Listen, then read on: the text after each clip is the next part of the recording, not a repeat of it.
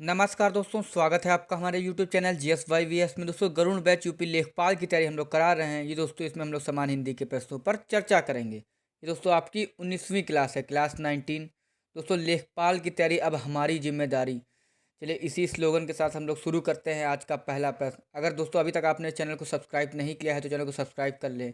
ये बिल्कुल ही free class है दोस्तों, कोई भी मतलब पेड कोर्स वाला कोई सिस्टम नहीं है इसमें। जो प्रश्न आपके जो लोग पेड में कराते हैं वो हम लोग आपको फ्री में ही मतलब अवेलेबल करा रहे हैं। इसीलिए दोस्त बस आपको दोस्तों चैनल को सब्सक्राइब करना है और बेल आइकन को दबा लीजिएगा दोस्तों। चलिए शुरू करते हैं आज का पहला प्रश्न। पहला प्रश्न, पहली वर्षा का पानी के लिए एक शब्द होगा। आपको बताना है कि एक शब्द इसमें क्या होगा कि पहली वर्षा का पानी के लिए एक शब्द क्या होगा। तो पहली वर्षा का पानी के लिए दोस्तों शब्द होगा नवोदक। ऑप्शन बी इसका सही उत्तर हो जाएगा। पहली वर्षा का पानी वाक्यांश के लिए दोस्तों एक शब्द नवोदक होगा। नेक्स्ट दोस्तों, अन्य विकल्प जैसे कि आपका अन्य विकल्प जैसे अतिवृष्टि है, इसका दोस्तों इसमें किसमें होता है, ये अत्यधिक वर्षा में लिखा जाता है। और बरसात यानी कि वर्षा ऋतु को लेकर आता है। आषाढ़ दोस्तों हिंदी का एक महीना होता है, आप लोग जानते होंगे। आषाढ़ का महीना आ गया जब कहते हैं लोग, आम का महीना कहते हैं नहीं। इसमें दूसरा प्रश्न, कौन सा जोड़ा समरूपी भिन्न भिन्नार्थक है। तो इसमें बताना आपको भिन्नार्थक कौन शब्द है। तो इसमें भिन्नार्थक हो जाएगा दोस्तों कोस और कोस। ऑप्शन सी, ऑप्शन सी इसमें भिन्नार्थक है दोस्तों, समरूपी भिन्नार्थक है। और जिसका दोस्तों क्रमशः अर्थ होगा, जैसे कि अर्थ होता है खजाना या फिर शब्द संग्रह होगा जिसका क्रमशः अर्थ। और इसके अन्य विकल्प जैसे कि आपके असंगत उत्तर हैं, क्योंकि वह सभी शब्द और अर्थ रूप में हैं। मतलब और सभी रूप आपके सभी शब्द जैसे कि ये है चरम, ये फिर ये सब अभी आपके सभी शब्द और अर्थ रूप में हैं। अब समरूपी भिन्नार्थक शब्द क्या बोलते हैं, जैसे इनकी परिभाषा याद रख लीजिए कि कुछ शब्द ऐसे होते हैं जिनमें स्वर, मात्रा अथवा व्यंजन में थोड़ा सा अंतर होता है। वह बोलचाल में लगभग एक जैसे लगते हैं परंतु उनके अर्थ में भिन्नता होती है। ऐसे शब्द दोस्तों श्रुति सम भिन्नार्थक शब्द कहलाते हैं। जैसे उदाहरण के लिए लीजिए, घन बराबर बादल, धन बराबर संपत्ति। नेक्स्ट तीसरा प्रश्न, सुमन प्रतिदिन स्कूल जाती है, इसमें रेखांकित शब्द पहचानिए। यानी प्रतिदिन का क्या होगा इसमें। तो सुमन स्कूल जाती है, इसमें दोस्तों अवयव होगा। ऑप्शन डी इसका सही उत्तर हो जाएगा। सुमन प्रतिदिन स्कूल जाती है, इस वाक्य में रेखांकित शब्द अवयव है। अब अवयव क्या होता है दोस्तों, अवयव होता है जिनके रूप में लिंग, वचन, पुरुष, कारक, काल आदि की वजह से कोई परिवर्तन नहीं होता, उसे दोस्तों अवयव शब्द कहते हैं। जैसे उदाहरण के लिए तेज, कल, धीरे, लेकिन, चूंकि, क्योंकि आदि। और अन्य विकल्प जैसे आपके प्रत्यय है, ये आपका दोस्तों दोस्तों वह सब इसका परिभाषा हो जाएगी, वह शब्दांश जो यौगिक शब्द बनाते समय बाद में लगते हैं वह आपके प्रत्यय शब्द कहलाते हैं। जैसे उदाहरण के लिए पढ़ाई, सुंदरता आदि। और उपसर्ग की बात करें दोस्तों, तो उपसर्ग आपका ऐसे शब्दांश जो किसी शब्द के पूर्व जुड़कर, मतलब पूर्व जुड़कर उसके अर्थ में परिवर्तन कर देते हैं उसे दोस्तों उपसर्ग बोलते हैं। जैसे प्रति प्लस क्षण बराबर प्रतिक्षण, और सम प्लस गम यानी संगम। और कारक की बात कर लेंगे दोस्तों, कारक आपका दोस्तों सभी की मैं परिभाषा आपको बता दे रहा हूँ कि संज्ञा या सर्वनाम का वह रूप जिससे उसका संबंध क्रिया से जाना जाता है उसे दोस्तों कारक कहते हैं। उदाहरण के लिए ने, के, से, द्वारा, पर आदि। नेक्स्ट चौथा प्रश्न, विद्वान शब्द में कौन सा प्रत्यय है। तो विद्वान शब्द में दोस्तों वान शब्द है। ऑप्शन ए, ऑप्शन ए इसका सही उत्तर वान हो जाएगा। विद्वान शब्द में दोस्तों मूल शब्द विद्या है और वान शब्द प्रत्यय के योग से विद्वान शब्द बना है। नेक्स्ट पांचवा प्रश्न, गुरु प्लस उपदेश का संधि विच्छेद रूप क्या होगा। तो गुरु प्लस उपदेश का संधि विच्छेद हो जाएगा दोस्तों आपका गुरुपदेश। ऑप्शन सी इसका सही उत्तर हो जाएगा। गुरु उपदेश, गुरु प्लस उपदेश यानी कि गुरुपदेश, जो कि दोस्तों स्वर संधि का उदाहरण है। अब संधियों की बात हुई तो संधि तो आपको जानना जरूरी है बहुत ज़्यादा। संधि भी जानना जरूरी थी दोस्तों। संधि कौन कौन सी होती हैं, संधि की पहले परिभाषा याद रखिए। जैसे दो शब्दों के मेल से जो विकार यानी परिवर्तन होता है उसे दोस्तों संधि कहते हैं। संधि के कितने भेद होते हैं, तीन प्रकार के होते हैं दोस्तों, स्वर संधि, व्यंजन संधि और विसर्ग संधि। स्वर संधि की बात करेंगे तो दो स्वरों के मेल से जो उत्पन्न होने वाले विकार यानी परिवर्तन को स्वर संधि कहते हैं। इसके दोस्तों कितने भेद होते हैं? 5 भेद होते हैं। स्वर के 5 भेद होते हैं, दीर्घ, गुण, वृद्धि, यड़ और आयादि संधि। अस्वर संधि का उदाहरण याद रखिए दोस्तों, महाशय बराबर महा प्लस आशय। व्यंजन संधि की बात करेंगे तो व्यंजन के बाद यदि किसी स्वर या व्यंजन के आने से उस व्यंजन में परिवर्तन उत्पन्न होता है उसे दोस्तों व्यंजन कहते हैं। जैसे दिग्गज, उदाहरण के लिए दिक् प्लस गद हो जाएगा। विसर्ग संधि की बात करेंगे तो विसर्ग के साथ स्वर अथवा व्यंजन के मिलने से जो विकार उत्पन्न होता है उसे दोस्तों विसर्ग संधि कहते हैं। उदाहरण के लिए शिरोमणि बराबर सिर प्लस मणि, ये इसका हो जाएगा। नेक्स्ट, छठा प्रश्न, निम्नलिखित शब्दों में स्त्रीलिंग शब्द पहचानिए। तो स्त्रीलिंग हो जाएगा दोस्तों आपका आवाज, ऑप्शन डी। ऑप्शन डी इसका सही उत्तर हो जाएगा। अब दोस्तों इसका अन्य विकल्प जैसे आपके लिखा है जेल खाना, आभास, उपवास, ये सभी दोस्तों शब्द पुल्लिंग शब्द हैं और आवाज दोस्तों एक स्त्रीलिंग शब्द है। नेक्स्ट, सातवां प्रश्न, पर उपदेश कुशल बहुतेरे लोकोकृति का क्या अर्थ है? इसमें आपको लोकोकृति बताना क्या होगा कि पर उपदेश कुशल बहुतेरे, तो दोस्तों इसका हो जाएगा दूसरों को उपदेश देने को आसान समझना। ऑप्शन बी इसका सही उत्तर हो जाएगा, दूसरे को उपदेश देने को आसान समझना। वाक्य क्या बनेगा दोस्तों इसमें? दूसरों को उपदेश देना बहुत आसान है पर किसी की मदद करना उतना ही मुश्किल। कहते हैं ना कि पर उपदेश कुशल बहुतेरे, मतलब ज्ञान देने में बहुत आगे, लेकिन किसी से कह दो कुछ करने के लिए तो सब पीछे हट जाते हैं। नेक्स्ट, आठवां प्रश्न, जहाँ एक ही वर्ण की आवृत्ति एक से अधिक बार हो वहाँ वहाँ कौन सा अलंकार होता है? तो जहाँ एक ही वर्ण की आवृत्ति एक से अधिक बार हो तो वह दोस्तों अनुप्रास अलंकार होता है। ऑप्शन ए इसका सही उत्तर हो जाएगा। ऑप्शन ए इसका सही उत्तर हो जाएगा। अलंकार की बात हुई दोस्तों, तो अलंकार जैसे कौन कौन से, पहले अलंकार अनुप्रास अलंकार की बात याद रख लें। परिभाषा हो जाएगी अनुप्रास अलंकार की, जहाँ एक ही वर्ण की आवृत्ति एक से अधिक बार हो वहाँ दोस्तों आपका अनुप्रास अलंकार। जैसे मैंने पहले परिभाषा ही लिखी, देख सकते हैं आप। उदाहरण के लिए ले लीजिए इसका, तो चारुचंद्र की चंचल किरणें खेल रही थी जल छल में, ये अनुप्रास अलंकार का उदाहरण भी है। और दोस्तों जैसे कि नेक्स्ट है जैसे कि यमक अलंकार, श्लेष अलंकार और उपमा अलंकार। तो ये यमक अलंकार की बात करेंगे, परिभाषा तो जहाँ एक शब्द एक से अधिक बार आए और उसका अर्थ भिन्न हो वहाँ यमक अलंकार होता है। उदाहरण के लिए काली घटा का घमंड घटा। और उपमा अलंकार की बात करेंगे, इसकी परिभाषा होती है जहाँ एक वस्तु या प्राणी की तुलना किसी दूसरी वस्तु या प्राणी से की जाए वहाँ दोस्तों उपमा अलंकार होता है। उदाहरण के लिए सागर सा गंभीर हृदय हो, गिर सा ऊंचा हो जिसका मन, ये दोस्तों उपमा अलंकार का हो जाएगा। अब श्लेष अलंकार की बात करेंगे, परिभाषा हो जाएगी जहाँ पर किसी एक शब्द का अनेक अर्थों में प्रयोग हो वहाँ दोस्तों श्लेष अलंकार होता है। उदाहरण के लिए मधुवन की छाती को देखो सूखी कितनी इसकी कलियां। नौवां प्रश्न, सारा सामान यथास्थान रख दो, इसके रेखांकित शब्द में कौन सा समास होगा?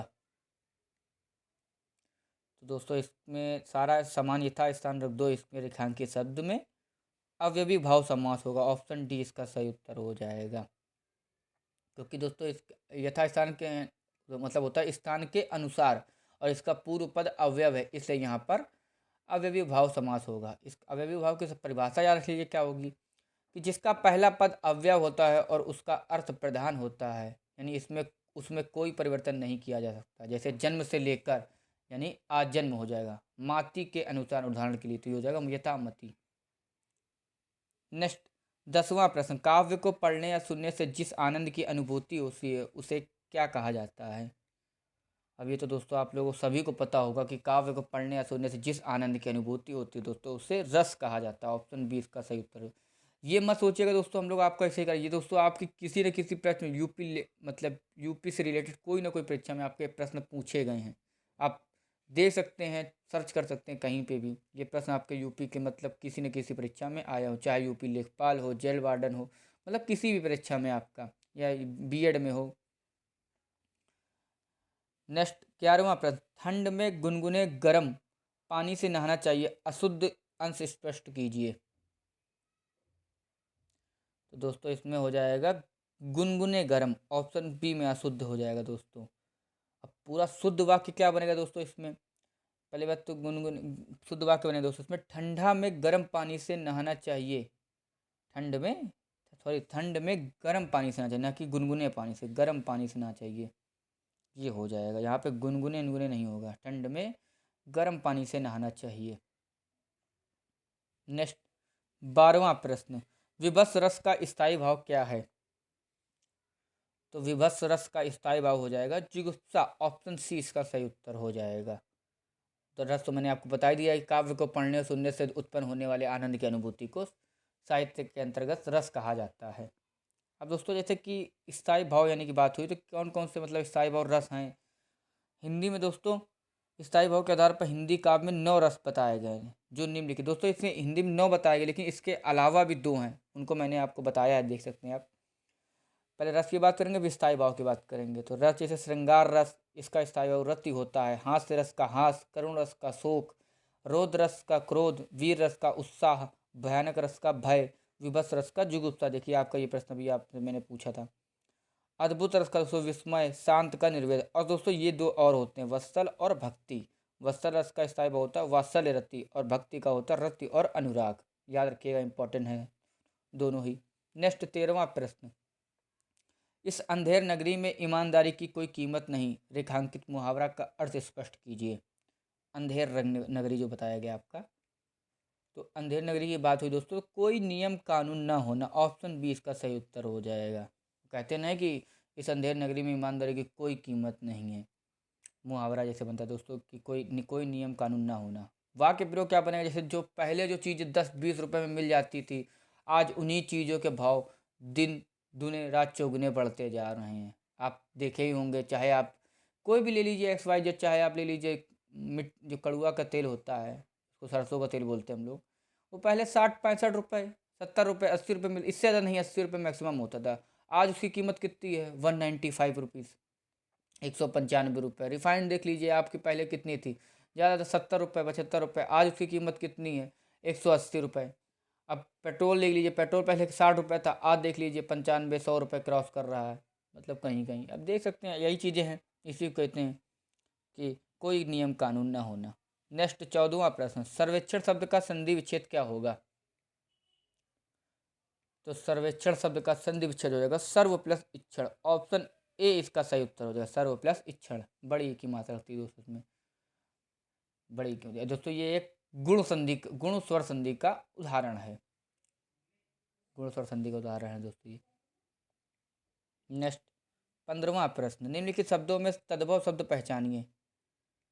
दोस्तों इसमें आपको बताना, मेन बहुत ही इंपॉर्टेंट प्रश्न है, क्योंकि ऐसे ही प्रश्न आपको एग्जामिनर फंसाने के लिए बोलता है। तद्भव शब्द इसमें हो जाएगा दोस्तों आपका बहरा, ऑप्शन बी, ऑप्शन बी इसका सही उत्तर हो जाएगा, तद्भव हो जाएगा।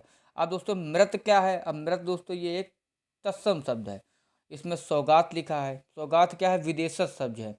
और खिड़की का है, खिड़की दोस्तों एक देशज शब्द है, याद रखिएगा, ऐसे ही आपको फंसाने के लिए एग्जामिनर पूछता है।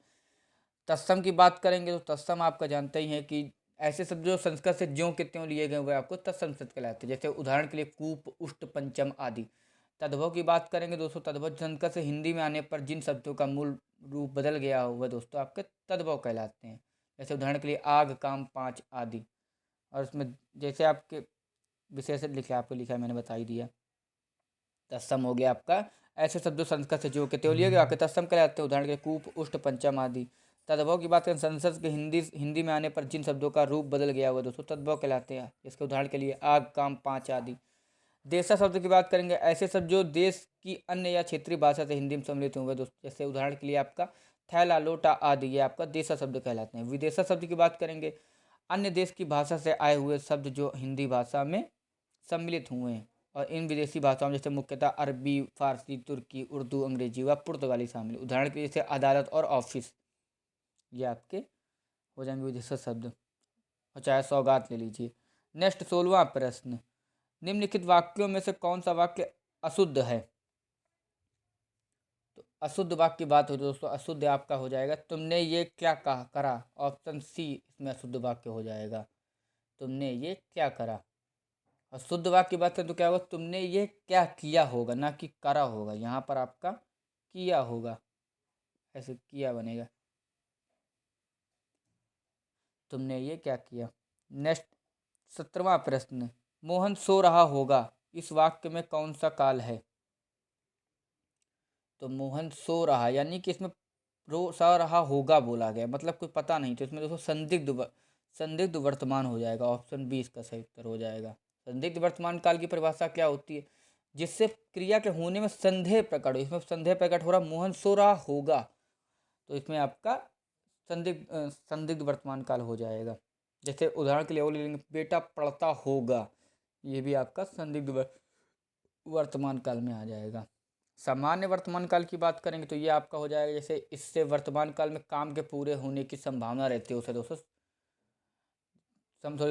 सामान्य वर्तमान काल की क्रिया के इस रूप से यह तो बोध होता है कि क्रिया वर्तमान काल में होती है, परंतु इस समय भी हो रही है, यह बोध नहीं होता है। ये दोस्तों सामान्य वर्तमान हो। जैसे पक्षी उड़ते हैं।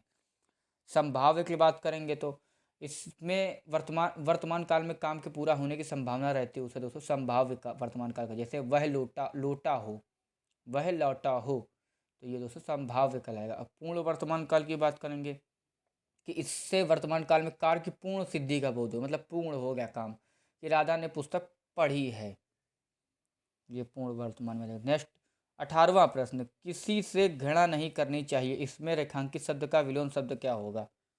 घृणा की बात हुई तो घृणा का दोस्तों हो जाएगा विलोम शब्द प्रेम। ऑप्शन बी इसका सही उत्तर हो जाएगा। किसी से घृणा नहीं करनी चाहिए, प्रेम हो जाएगा। नेक्स्ट जिसमें अन्य विकल्प क्या है, जैसे कि आसक्ति का दोस्तों विरक्ति हो जाएगा विलोम शब्द। उधार का अनुदार, सरल का कठिन हो जाएगा। नेक्स्ट 19वां प्रश्न, निम्नलिखित में से कौन सा शब्द पुल्लिंग है? तो पुल्लिंग की बात हुई दोस्तों, पुल्लिंग आपका एक ही है दोस्तों इसमें, नेता। ऑप्शन सी इसका सही उत्तर हो जाएगा। नेता दोस्तों एक पुल्लिंग शब्द है, और अन्य शब्द जो आपके हिंदी, मिट्टी और सफाई, ये दोस्तों स्त्रीलिंग शब्द हैं। नेक्स्ट 20वां प्रश्न, गृहिणी अपने घर को साफ रखती है, इसमें रेखांकित शब्द का पर्यायवाची शब्द बताइए। तो पर्यायवाची क्या होगा दोस्तों? घर का, तो घर का पर्यायवाची हो जाएगा गृह। ऑप्शन सी इसका सही उत्तर हो जाएगा। और घर के अन्य पर्यायवाची याद रखना दोस्तों, गृह, आलय, सदन, आवास, निकेतन, भवन, धाम, ये दोस्तों आपके घर के पर्यायवाची होते हैं। और अन्य विकल्प जैसे सर का हो जाएगा तलब, सरोवर, जलाशय, तथा दृक का हो जाएगा लोचन, आँख, नेत्र, और तरी का हो जाएगा बेड़ा, पतंग और नौका। दोस्तों मैं आपको संधि विच्छेद या फिर पर्यायवाची और विलोम से सबके अलग अलग एक वीडियो मैं आपको अलग अलग प्रोवाइड कराऊंगा। लेखपाल की जिस दिन भी वो आपकी आ जाएगी, उसके कुछ दिन पहले मैं आपको कराने की कोशिश करूँगा। दोस्तों आई होप आपको वीडियो अच्छी लगी, और अच्छी लगी उसको लाइक करें, कमेंट करें एंड चैनल को सब्सक्राइब करें। धन्यवाद।